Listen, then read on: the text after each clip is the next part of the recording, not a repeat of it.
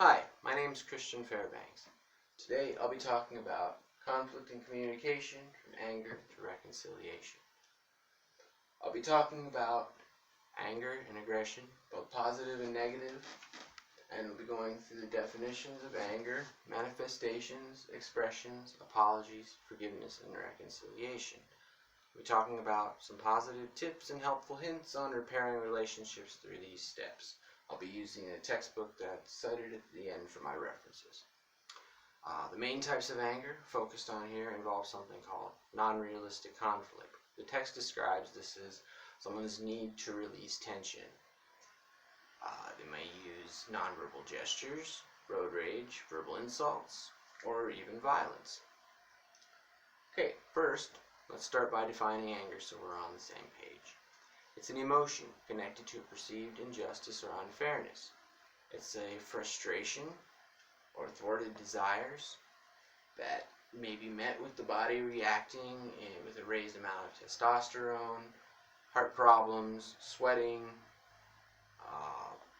sleep issues, and lots of other issues that it can exacerbate. Okay, let's talk about expressions of anger. Expressions of anger happen frequently in the workplace. Often happens among family, friends, and other types of interpersonal relationships. Unhealthy expressions of anger can be things like slamming doors, screaming, silence, timeouts, and the extreme but too often example of domestic violence. What causes these extreme examples is something called flooding. The text defines that as when someone is attacked or wronged and they feel it's happening to them unfairly, then they're overwhelmed with a sense of anger that they can't control. This type of uncontrolled anger can lead to stress, headaches, sleep difficulties, digestive problems, and heart problems. And as we're on to the next slide here, how do we express anger in a healthy way?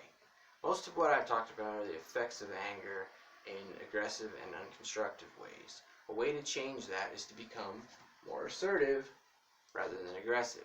This involves channeling those same type of angry feelings, but in a more positive way. The text says that assertive behavior is both verbal and nonverbal communication used to give someone control or obtain things they believe they have, but avoiding the violation of one's rights. This includes the other person's rights and your own.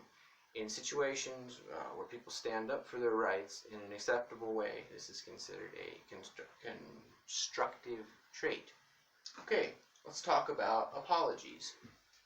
If you've ever had an outburst of anger or simply said something you wished you could take back, even if you were doing your best to remain calm and you used unconstructive or misplaced words, an apology may be in order.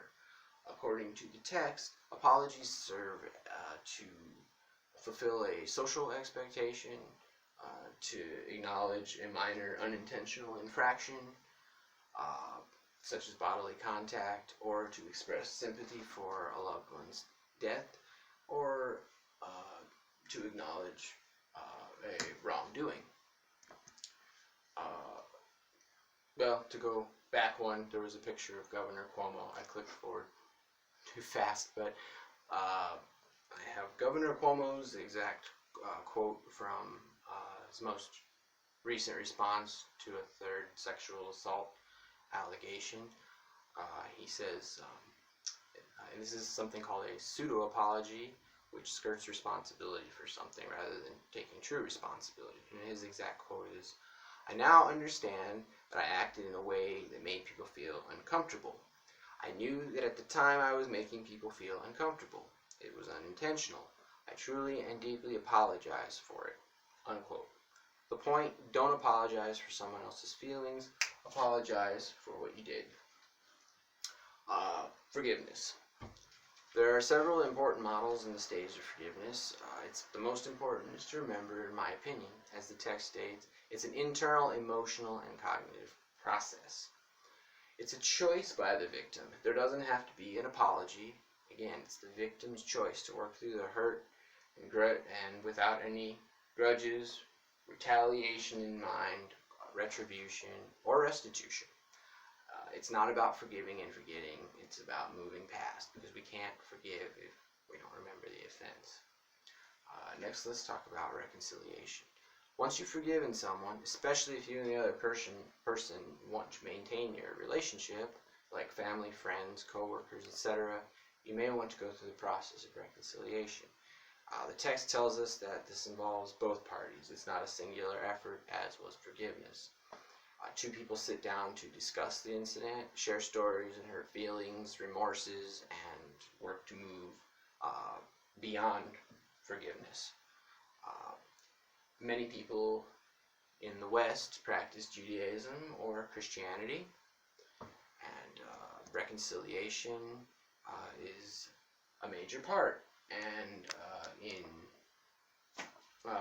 Hebrew, or in Judaism, there is Yom Kippur, which is a holy day, which 10 days prior to, people seek out those they've offended for forgiveness, and believe that God can forgive sins directly against him on that day. And in Christianity, the Bible, Jesus tells us that if we forgive on earth, we'll be forgiven in heaven. And if you believe in God, that's great. Either way, you can also follow the golden rule, which simply tells us to treat others as we would want to be treated. In conclusion, think about it. If you have something on your mind, address it constructively. Even if you're angry, remember, you're in control. And if you've attempted to deal with a conflict in an unconstructive manner or hurtful way, maybe take the first step. Apologize. Reconcile that relationship for the benefit of both your hearts. Thank you for listening to the presentation, and I'll conclude with that. Thank you for your time.